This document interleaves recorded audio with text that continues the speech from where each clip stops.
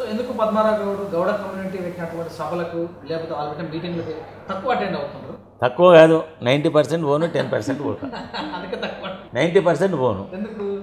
వాళ్ళకు వ్యక్తిగతంగా ప్రభుత్వ పరంగా ఇప్పుడు కొన్ని బెనిఫిట్స్ మా గౌడ్ కమిటీకి చేసినాం. మాకు రెంటల్ అనేది ఉంటుండే. సీఎం గారితో మాట్లాడినా. ఒకసారి నేను గజ్వేల్ ఎలక్షన్ క్యాంపెయినింగ్లో ఉన్నా. ఎందుకో ముఖ్యమంత్రి దగ్గర పోవాలని అనిపించింది నాకు. పోయినా 22 కోట్ల రెవెన్యూ ఉండే అప్పట్లో హైదరాబాద్.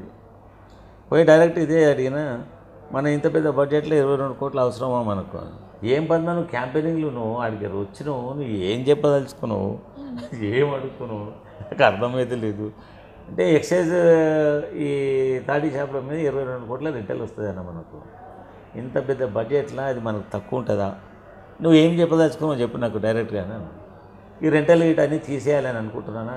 మంచిగా అనిపిస్తుంది. ఎంత వస్తున్నదో 22 కోట్లు వస్తుంది.